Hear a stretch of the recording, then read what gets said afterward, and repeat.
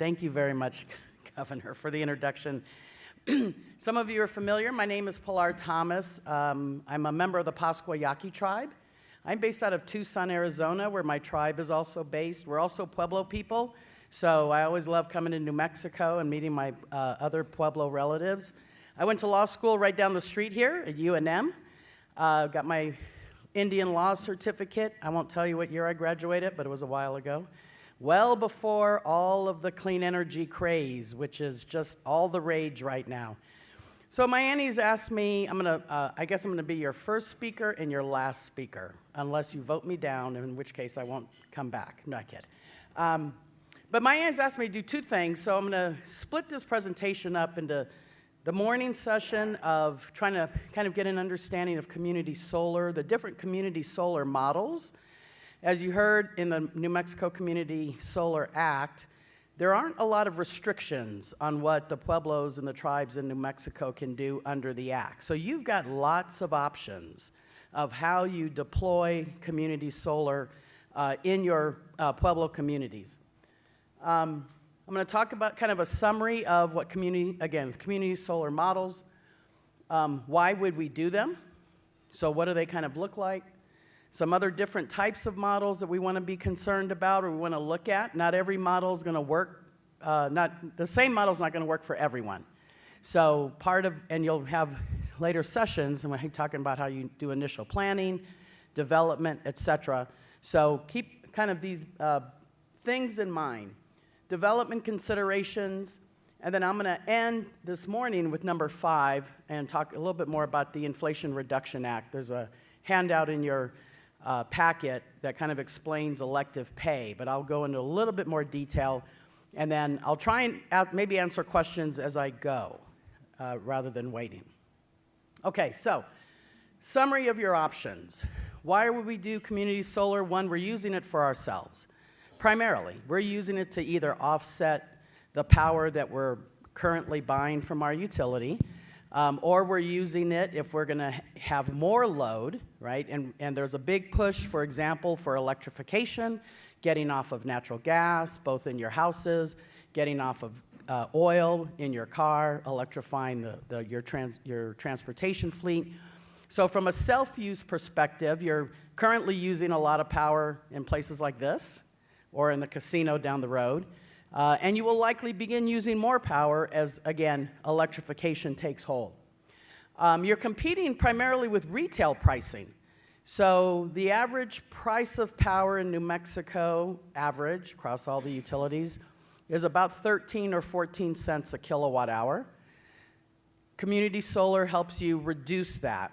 So that's why you can get some cost savings, and that was one of the objectives of the legislation, was to achieve those cost savings, not just for the Pueblo and tribal government and or the casino or your other large facilities, but more importantly for your community members. So an opportunity, and you're not trying to compete with wholesale power, right? 2-3 cent wholesale power.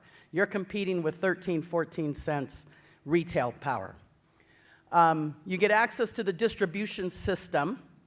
A little bit harder in some cases, right? The distribution system is what's kind of powering us right here, the little grid as I call it, but a lot more entry points.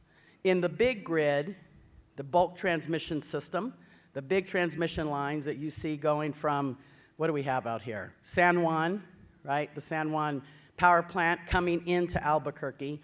Only a couple of places you can get into that grid, and it's expensive. The distribution system, a lot more ways to get into it. So you have a little bit more flexibility, and because these projects are located on tribal and Pueblo lands, you have jurisdiction over them. So when you're doing projects, of course, off reservation, the state has jurisdiction. When you're doing them on reservation and interconnecting on reservation, that's for the most part tribal jurisdiction. There's, of course, still some utility issues. I'll leave those to the side for now.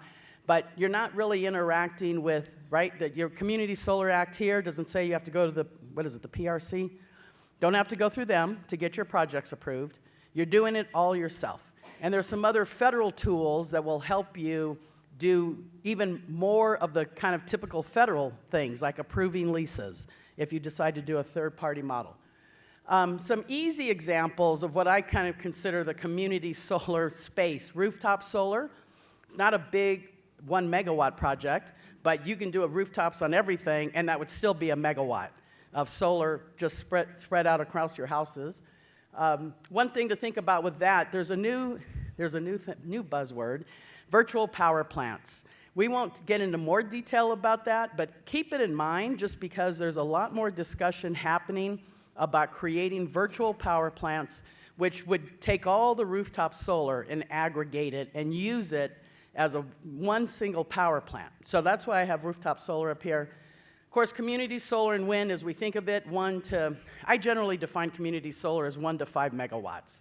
For some people, it can be a little bit higher than that, but that's the kind of general definition I use, and primarily because that's about the size limit that you can put into the distribution grid without having to do a whole bunch of upgrades to the grid. So keep that in mind as well. Microgrids I'm throwing up here because we all need them. We lose power all the time, and we're going to lose it even more all the time.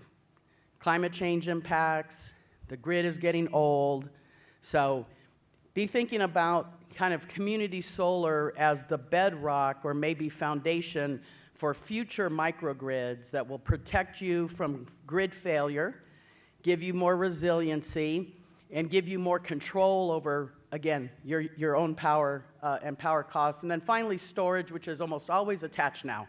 Solar plus storage, solar plus storage. If you're not putting storage, it's getting cheap, and we get tax credits on it now. So we always want to have storage as part of our backup, part of our load shaving, all these other crazy technical terms that the utility people can tell you about. But you're thinking about it from a development standpoint. If I'm going to do solar, I should also do batteries. Doesn't have to be right with the solar, but they should be somewhere near there so we have some backup. Okay, so why would we do them, as Mayani was talking about? I call it energy self-determination. I've stopped using the word sovereignty for various reasons, partly because no one can be an energy sovereign. You just cannot produce, you don't have the resources to produce all the power that you need. And the definition of sovereignty is it's all mine, right? But it is self-determination. So you're deciding for yourself whether you're going to use your own solar resources, your own land, whether you're going to diversify your energy supply through that. You get to control your energy supply. You get to diversify it, and through that, especially through community solar, you're trying to control your electricity costs. Keep those costs down or keep them stable.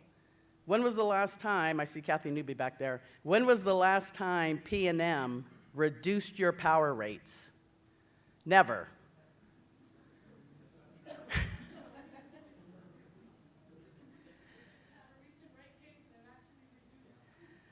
Oh my God. What did you do that?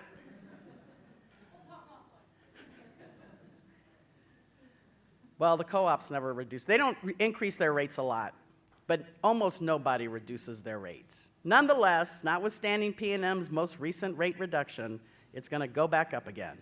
So, 3 years' time, when they go, oh, what do? We need more money. They're going to come back in and ask for more, like they always do. So, the bottom line is, this helps you hedge. There's a reason why the big data centers, Facebook, right down the road, right? 30 megawatts of solar on Facebook. That's a hedge for them.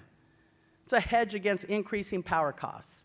So the same can be done by the Pueblos. Economic development, jobs, right? Can't outsource the installation of solar, can't outsource the maintenance of it.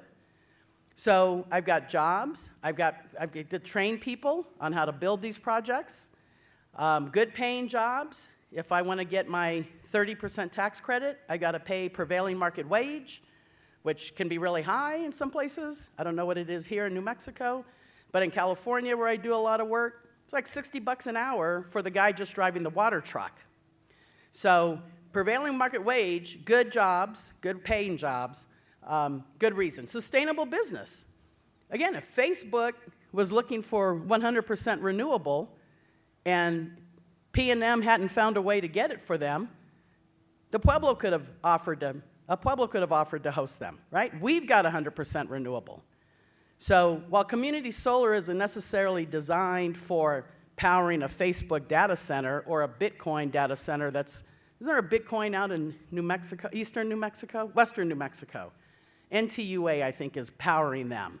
So opportunities like that to attract businesses as well and provide stable energy costs for those businesses, because everybody wants to know what their costs are going to be. So that's another huge opportunity. And then climate adaptation.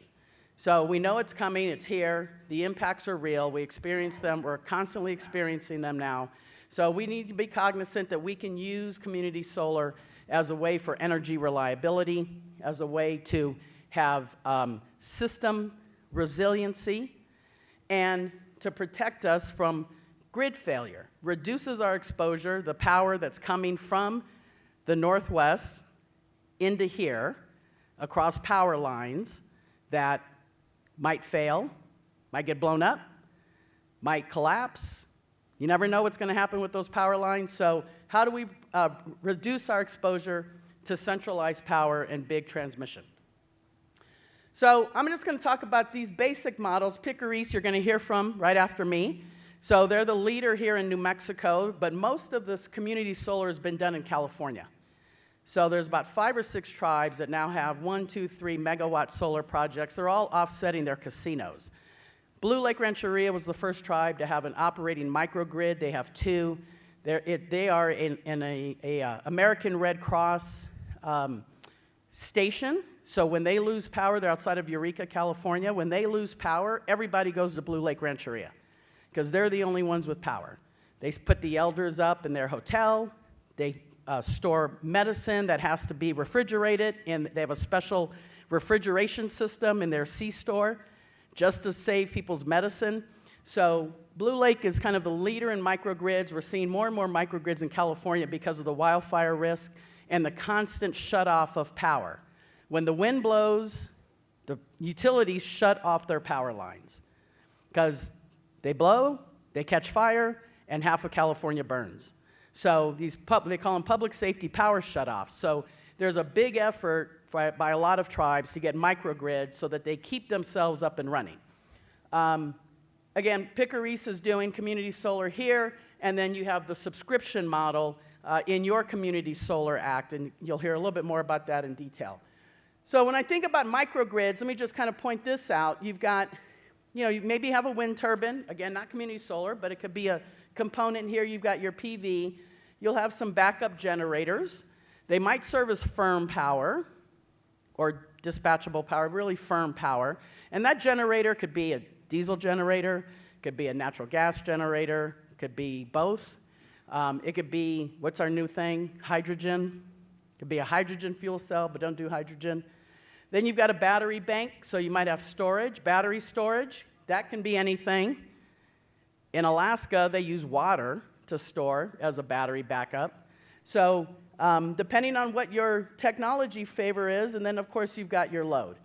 And in the middle of that regulation and conversion is the black box, the magic box, the microgrid controller. Keeps it all operating, all in sync. And then typically in a community solar space, right, it's generation typically defined in the distribution grid. Does this pointer work?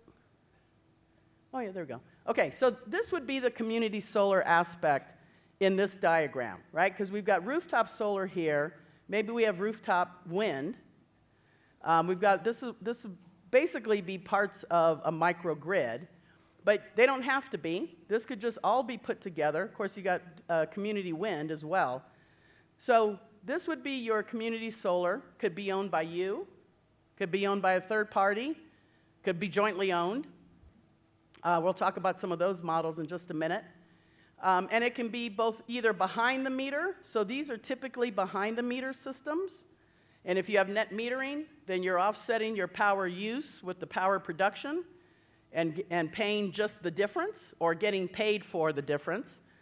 Or it can be in front of the meter. And in that case, here you're dealing with your Community Solar Act for basically in front of the meter systems. You might be dealing with federal law, depending on how big the system is. So that's why I have PURPA and some other examples of in front of the meter that I don't think you guys have like CCA, Community Choice Aggregation here. But that's a model that's used in California, Rhode Island, and I think Illinois. But another way to ensure that there is kind of community ownership of these systems. And then subscription solar, sometimes known as solar gardens, if you're from states where they just kind of refer to them as solar gardens. So the definition, basic definition, and this is from NREL's. NREL's got a great guidebook. There's someone here from Indian Energy. Right? Where'd Miami go? Oh, they're virtual? Okay. I'll get you some resources as well. But NREL has got this great community solar development guidebook that I would strongly encourage folks to review, because it goes through a lot of these types of models. But the definition of subscription community solar allows residences, small businesses, right? So the basic description of what we see in your law, organizations and municipalities and others, and I know under the law there were a lot of ratepayers that were excluded from being able to be subscribers. But for tribes, for the Pueblos, there are no limitations on who your subscribers can be. In the non-Pueblo, in the regular community solar, there are limitations. So large users can't be on there. There has to be a certain percentage of low-income, low-income subscribers. But you think about it as buying in. I buy a subscription, and I'm kind of buying into the project.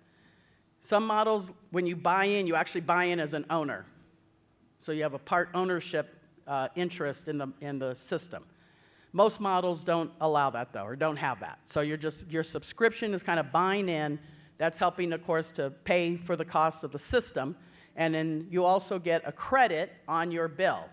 And one of the things that the PRC has done here is determine what that bill credit is. The legislation calls for a bill credit. It defines kind of what goes into that bill credit. And then you get a credit for the production. You have to pay for some of, like, transmission, I think, and distribution. But you get a credit for your portion of the production of solar on your bill. And it also requires what we would call virtual net metering. So everybody who subscribes, their meters are kind of attached to that bill, even to that project, even though the project's not physically attached to their meter. So that virtual net metering is another way to think of it. So the ownership models, you might have a utility-sponsored model. The utility owns the community solar. That's what we have in Arizona. There, our investor-owned utilities are the ones who own community solar because they won't let anybody else get into their grid. You might have a third-party special purpose entity, so it might look like a smaller version of a really big solar project. LLC, owned by a taxable entity who's getting tax credits and other benefits for the model. And then you might have a nonprofit, what they call buy a brick model, where donors might contribute to the community solar project to help buy down the costs so that low-income ratepayers get a better rate, get lower subscription costs. They might be subsidizing their subscription costs, get a better rate, and then their savings become greater. So just an example of how this works, how it basically works. So here's the ratepayer, right? You voluntarily buy into the system. The system might come back, the RECs, the renewable energy credits, might come back to the ratepayers here. In New Mexico, the RECs come to the utility. And then they're going to guess the value of energy, and if there's a production incentive, some states have production incentives. California, for example, would pay you to generate solar power. The utility, of course, gets the electricity. So this value of solar is really your bill credit and what you would get in the system. All right, so some things to think about just from a development standpoint, really high level. Energy planning. So what do you want to do and why do you want to do it? As I said, not every model is going to work for everybody. So the community, you have to think about what your community more likely needs. You have to look at your load. You have to look at why you're doing it. Am I trying to save money? Am I trying to protect myself from grid failure? Because how you design that system is going to be answered by some of those questions. I want to make sure I understand what my project assessment is and the feasibility. And again, you guys will go into more detail a little bit later on this, but it's not just technical feasibility, it's also, of course, financial feasibility. Nobody's going to do a project that's going to cost money, net cost of money. So I've got to make sure that I can buy down the cost of this project so that the cost of power I'm producing makes this a financially feasible. I also have to think about not just my tribal policy, federal policy, potentially federal law, potentially state law, and the regulatory regime I'm in. And again, because these are on Pueblo lands or tribal lands, you're going to have tribal jurisdiction, but you don't regulate the utility who you're interconnecting with. You don't regulate the co-op, you don't regulate P&M, so the state does. So even though your community solar projects don't have to be approved by the state, you still have to comply with a boatload of state regulation when you interconnect them. If you're selling, I know the representative was talking about selling off the reservation to surrounding neighbors. Now you're talking about state regulation. The minute that power leaves the Pueblo, it becomes the property of the state under law. So we've got to pay attention to what else the state is doing. I've got some pre-development activities. I got to start getting my grant applications together if I'm trying to get grant money for this. That's going to inform my timeline. If I'm trying to do this fast, I'm not applying for grants. I can't wait. I can't wait for DOE to put out their grant announcement. And then another 6 months for them to figure out who's going to get the grant. And then another 3 months to negotiate with them. And then it's a reimbursable grant. So I got to spend the money, and then they give it back to me. So that's about 1.5 years out. Now, maybe you can wait 1.5 years, maybe not. But if you're going to be doing that, that's part of this pre-development. What are my grant applications? What are my other funding options? What environmental and siting issues do I have? What additional permitting issues do I have? Most tribes don't have solar permitting schemes. I would encourage you, if you're going to do these projects, to implement solar permitting schemes, permits, inspections, to make sure the people building the project are building it to code, building it not just to industry standards, but to code, having your own permitting person doing that, inspecting, because the states, you're not subject to state law, you're not subject to city or county law, so they're doing the permitting off the reservation. And for a reason, right? Producing electricity is an inherently dangerous activity. So we want to make sure when we're building these things that somebody's watching the people building them. So that's another thing to start thinking about. And then, are we going to own it? Do we partner with somebody to own it? Do we just lease our land and let them own it? We just collect rent and taxes? And what does that structure look like depending on what we want to do on an ownership standpoint? And then we get to project deployment, where we get the rest of our money together, we get our EPC construction contracts going, we get our interconnection contracts or agreements going. You're not selling power, so you don't have to worry about PPAs, but you do have to worry about a whole host of agreements. Workforce development is going to be important, and it's going to be different.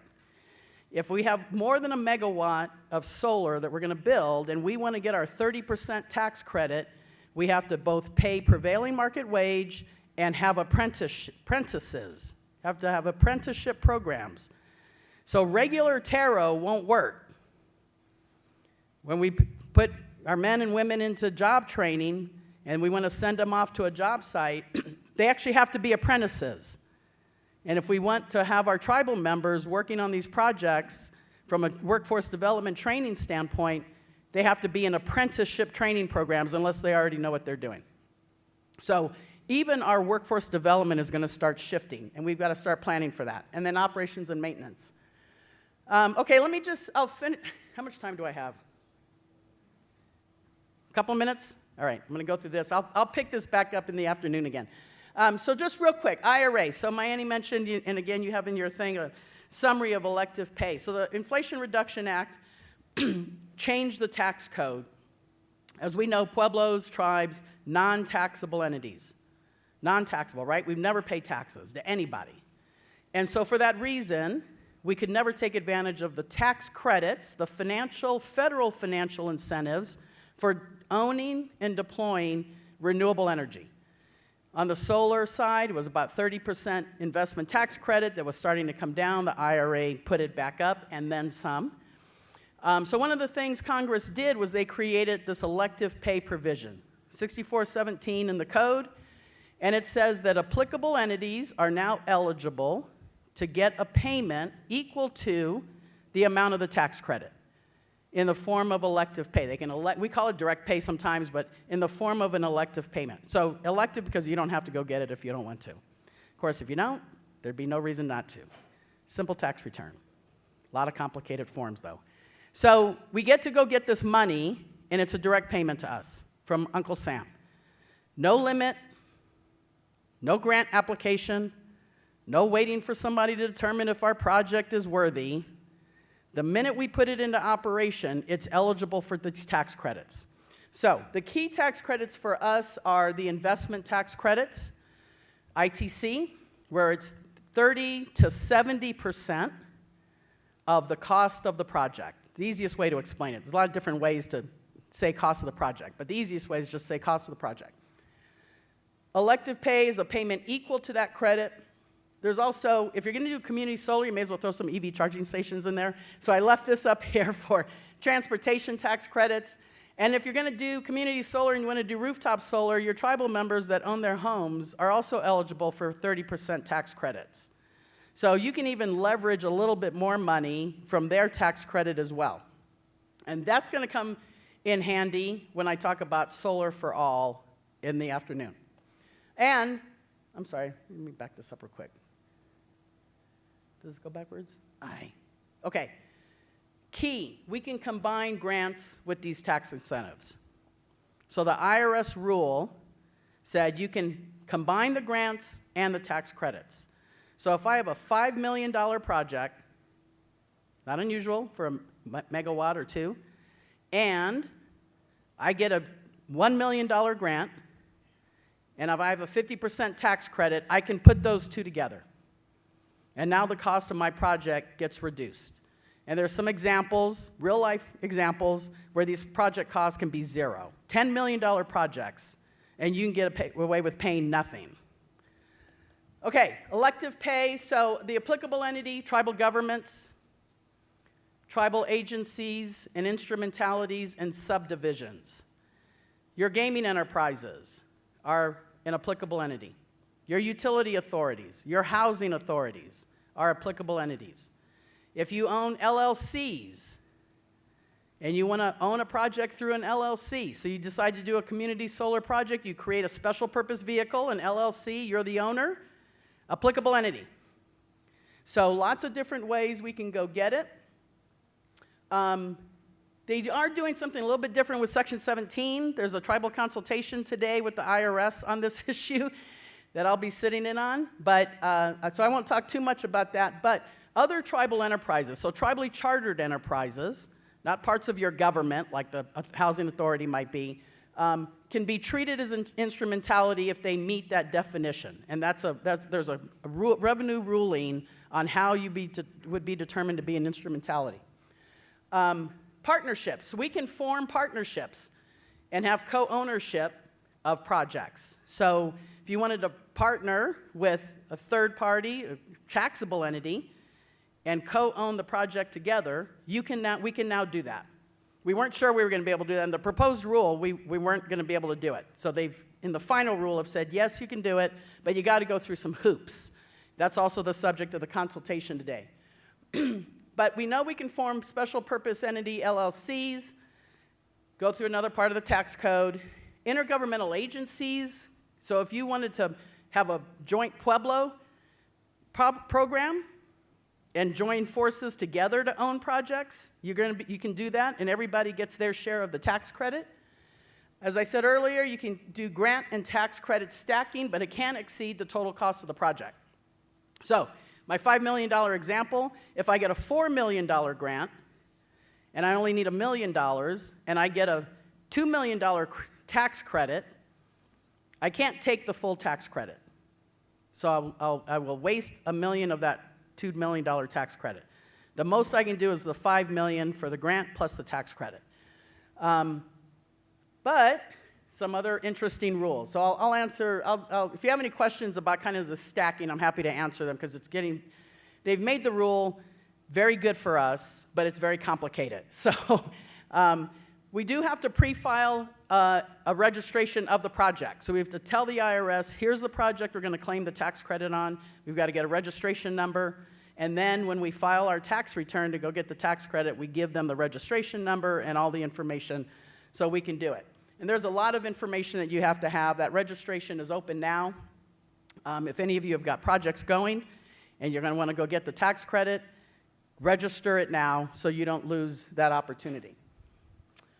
So our investment tax credit, one-time tax credit, you get it after you place the project in operation. So you don't get it before. But you can borrow money, use your tax credit as collateral on your loan, and then when you get the tax credit, you pay off the loan with it. Based on cost basis or fair market value, the current ITC is extended to 2025. After that, it becomes a clean energy investment tax credit, operates the same, but it is technology neutral. They expanded the types of projects that you can do. So geothermal heat pumps now, standalone storage, if we're going to do just batteries. Microgrid controllers, that black box I was telling you about. And if it's less than 5 megawatts, which, again, most community solar is going to be, your interconnection costs. So you've got to interconnect to a substation somewhere. Probably have to upgrade the substation. Might have to upgrade the lines. Those will be included in your tax credit now. So we're reducing the cost to interconnect. But it is based on 30% prevailing market wage and apprenticeship, but not required for less than a megawatt. So there's megawatt or less, 1 to 5, 5 plus. Domestic content, 10%. And if you're an energy community, which almost all of New Mexico is, except where we are. It did. This was yesterday's map. So, I don't know, there's a lot of pueblos in here, right? So you're not in an, so is this now blue? Is it all blue?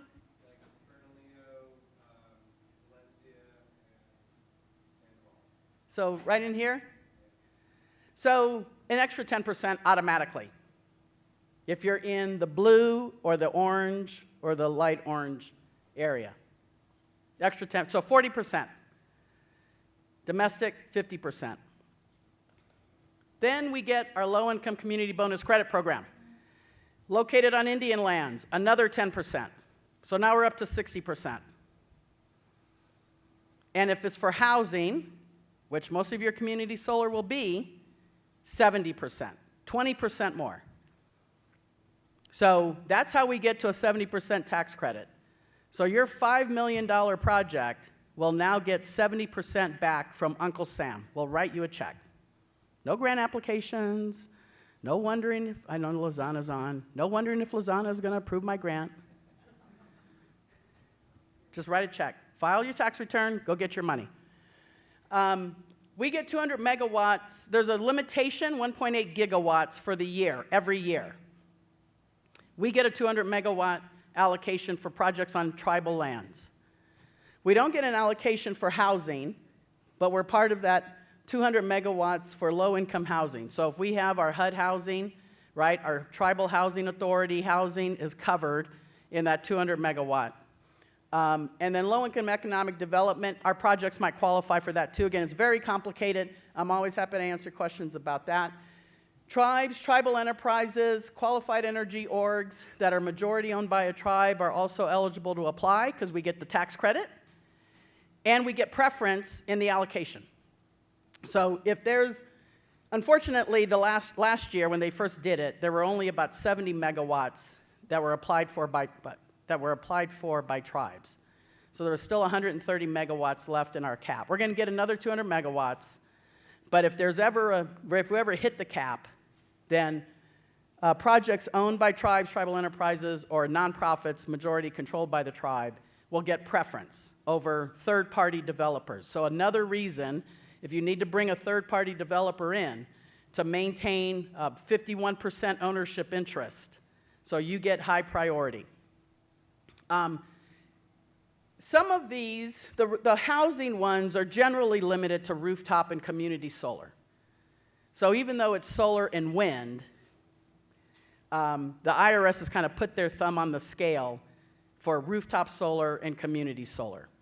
And we'll see why in the Solar for All. Okay, so just a quick summary of how this would work. So if I've got a project less than a megawatt, my base ITC, investment tax credit, is 30%. I'm not required to get prevailing market wage. If I'm an energy community, I get 10%, so 40% automatically for anything less than a megawatt. If I can meet domestic content, 10%. And then if I get my allocations, another 10 or 20. So I can get somewhere between 30 and 70%. If it's 1 to 5 megawatts, my base is 6%. I've got to meet prevailing market wage to get to 30.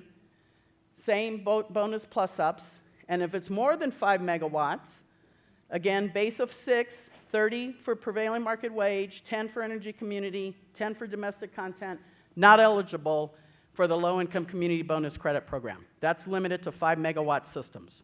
So when you're thinking about the size of your community solar, think 5 megawatts or less.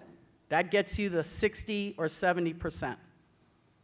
If it's more than 5 megawatts, you're going to be capped at 50%, which is still not chump change. Okay, our key challenge, though, is we lose our elective pay. So we have to meet the domestic content requirements, or we start taking haircuts on our elective pay. We can get waivers. There's a proposed rule out now for how we would get waivers from the domestic content requirement. But I would encourage you, if you're putting together your RFP for people to develop your project and build it, that you write in that they have to meet domestic content requirements.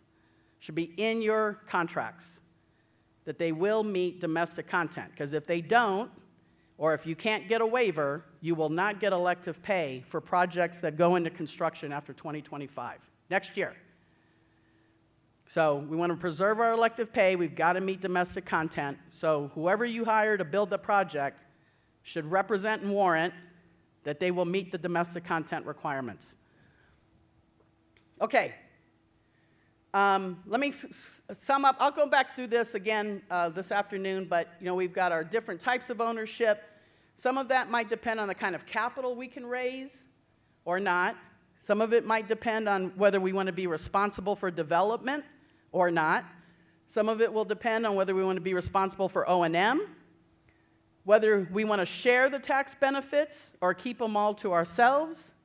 And then finally, who shares, if there's revenue generated from this, who gets to share in the revenue. So typical kind of business considerations. This is if you want to develop your own project, you got to do all of this. So just hire somebody. Don't mess around. Just hire somebody to do it. Let them worry about it. Okay, that's it. I'm out of time, but I'm happy to answer any questions later on, and I'll see you later this afternoon. Thank you.